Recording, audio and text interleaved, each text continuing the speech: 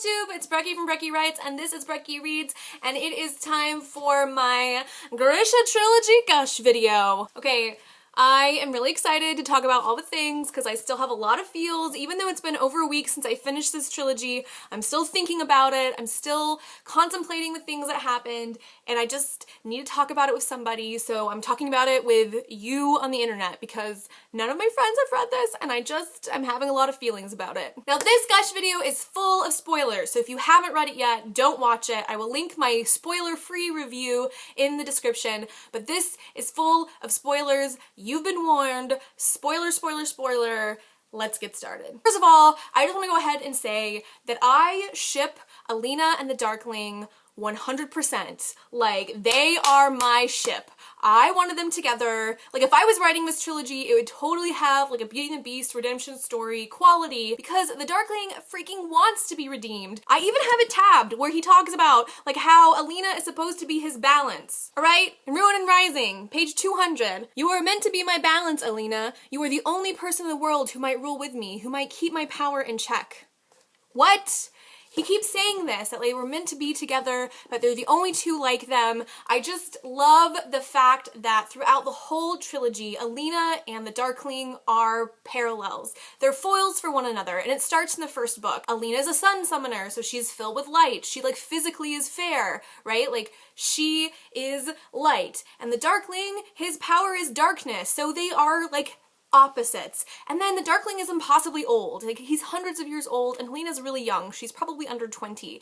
And he's really strong, and in the beginning she's really frail. He has all this experience, and he's kind of cynical. She's naive and full of hope and joy. Like, they play out as such beautiful foils, and I think that's why I love him as a villain, because they are foils for one another, but they aren't like two-dimensional characters. And I think the reason I love the Grisha Trilogy so much is I love this interplay where Alina has some darkness in her, especially after the end of the second book where she like gets some of his residue power and she realizes that she has the same hunger and greed that he has, and it scares her. That also means that the Darkling has some of her residual power, and the Darkling isn't pure evil. He has all this humanity, and part of the reason he's the way he is because he was abused and he like loses everybody, and here she is like losing people too, and she makes different choices.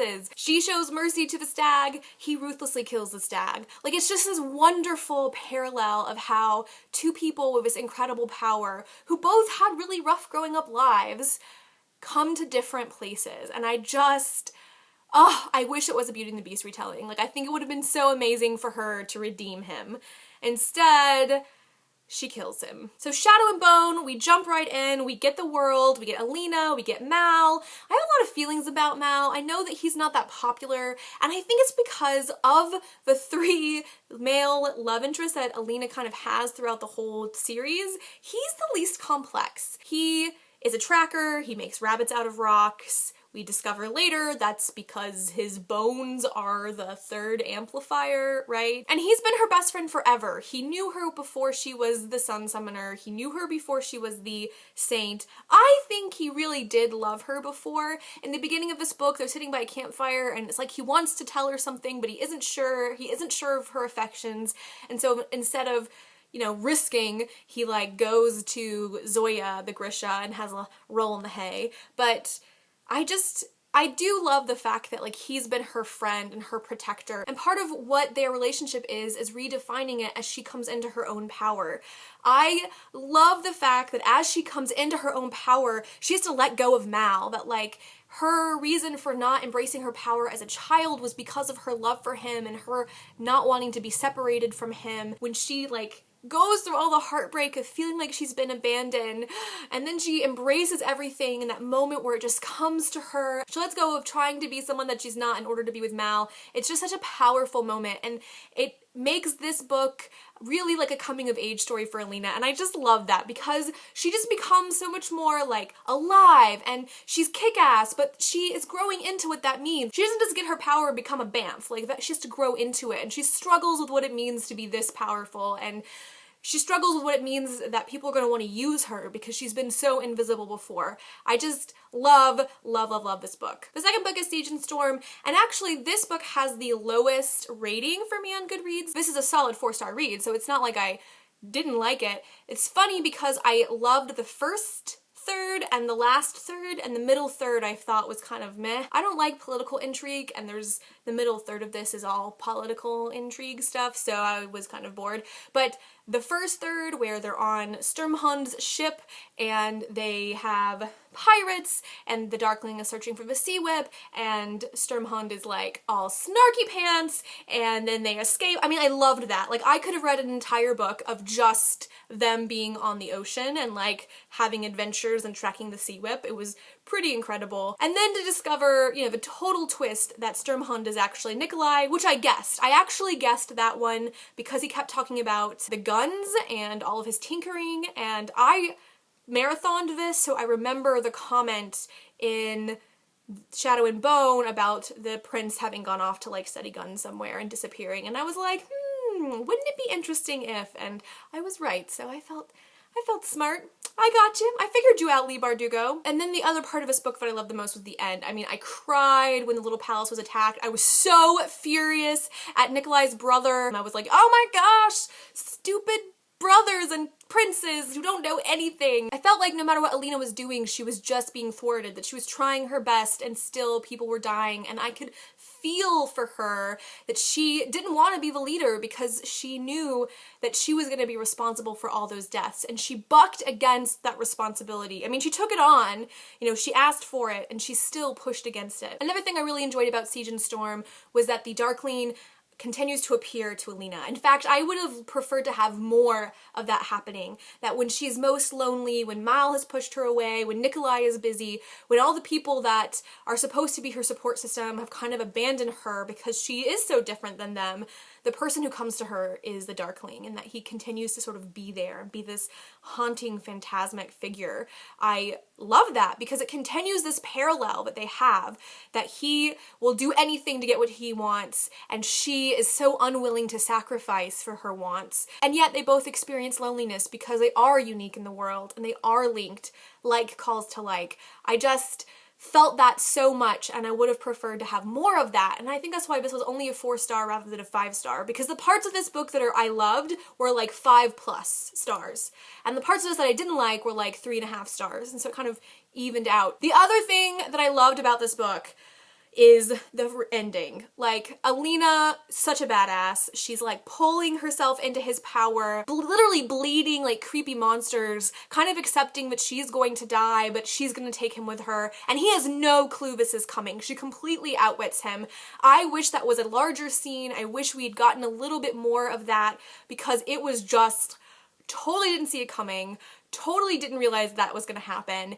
I mean, out of left field for me, and I was just like, oh my god, you're such a badass. You're bleeding and hemorrhaging the power so that you're killing you both. It was just so badass. It was amazing. I was like, Alina, holy cow, girl. Like, oh my goodness. So good. So good. And then we have Ruin and Rising, which was my favorite. I feel like Leigh Bardugo hit her stride with this book. The pacing through all 3 books is incredible. I'm really sensitive to pacing. If it's too fast, my anxiety is just out of the rafters and I have a hard time actually reading the books. But also if it's too slow, it's boring and you don't want to read it. This whole trilogy had wonderful pacing, and as you read, the world expanded, as you read, the characters. So Ruin and Rising is sort of the epic conclusion, and I know a lot of people didn't like the ending, but I really felt like it was satisfying.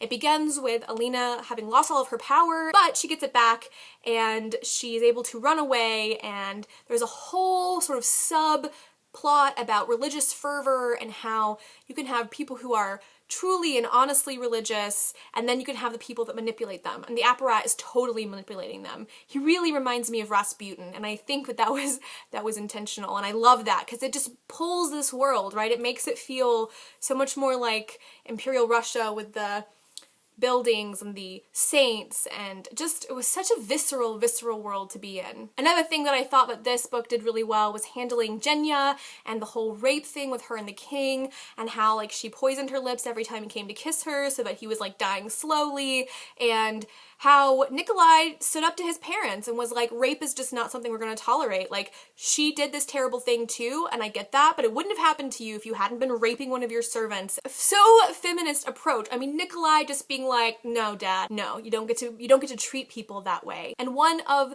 the questions that this whole trilogy keeps asking is, what does it mean to be merciful? What does it mean to be ruthless? What does it mean to pursue and have ambition, and how that affects the way you treat people that you don't deem as important as you. And the Darkling steps on people, and he used Jinya, and then when she did something he didn't like, he literally scarred her body and plucked out one of her eyes. Like, when his mother did something he didn't like, he blinded her. He only sees people as pawns, and yet you have Nikolai and you have Alina who have to do hard things and make hard choices, and yet they think about the human toll and the consequences of all of their actions. And I just love that that conversation is a part of this trilogy. I love all of Nikolai's steampunk-ish inventions, the hummingbird and the kingfisher and all of his like funny, crazy schemes. It broke my heart when he was filled with the like Darkling's black magic thing and he turns into a monster, but even when he sees Alina, he knows it's her, like, all the feels. I will say, I never shipped Nikolai and Alina. Like, that was never the ship that I wanted. I felt like he needed someone who wanted to be queen. I actually kind of shipped him and Zoya, the other Grisha, who was really beautiful. I kind of saw them together because I felt like her snark would like be on par with his snark, and there would be a Grisha queen and a sort of human king, and that would help knit the world together. Like, that was a ship that I had, but not Nikolai and Alina, because I felt like even though I knew he loved her, she kept bucking against the responsibilities of being the queen or being the saint or being the sun summoner. Like, she didn't want to be a public figure, and although she did it and she did it well, it wasn't what she wanted, and she constantly is talking about how lonely it is, and she constantly is pushing against being the public figure. And I feel like the reason I was satisfied with the ending where she loses her power because her power is spread out through all of the sort of people who are normal, they all become mini sun summoners, and she loses her ability. I was satisfied with that because there is this whole current of Alina not wanting to be the famous person. And so for her to choose Mal, for her to go back and like run the orphanage, for her to kind of choose for herself that that's what she wanted. She wanted to go back to their meadow. She wanted to go back to this normal life.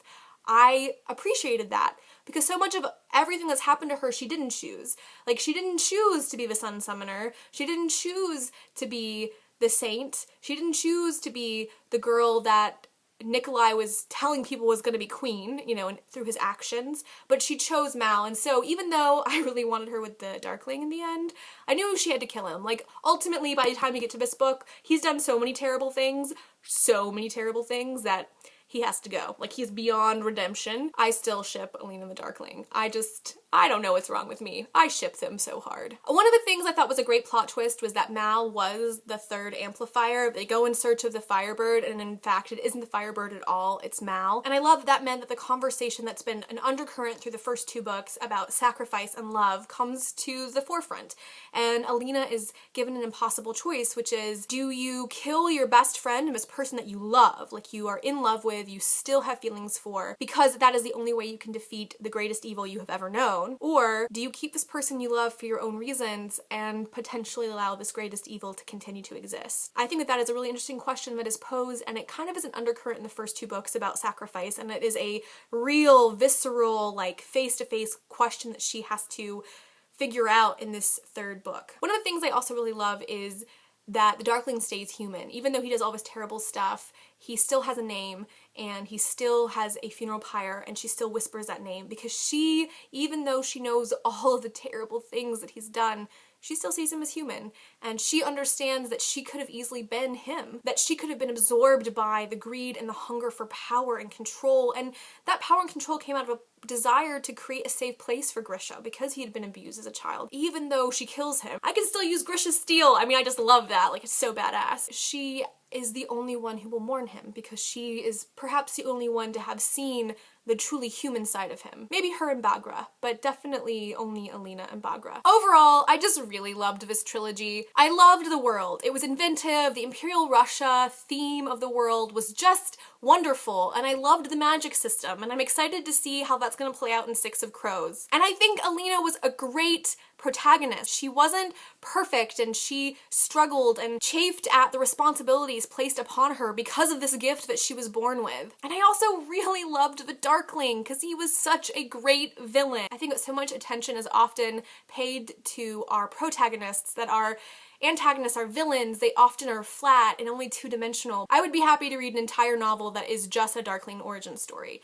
Like, I would read that. So, Leigh Bardugo, if you decide to write a Darkling origin story that's more than just a little novella, like if you want to write a whole novel series, I would read that. Just laying that out there for you. So what did you guys think? Please let me know in the comments. I want to have discussions about this series. I loved it. Did you love it? Did you hate it? What did you think about Alina ending up with Mal? It wasn't the ending that I would have written, but I was satisfied, surprisingly. And I know a lot of people were not satisfied. So what do you think? Did you like it? Did you not like it? I want to know. Please leave it in the comments. Happy reading, and I will see you all soon. Bye!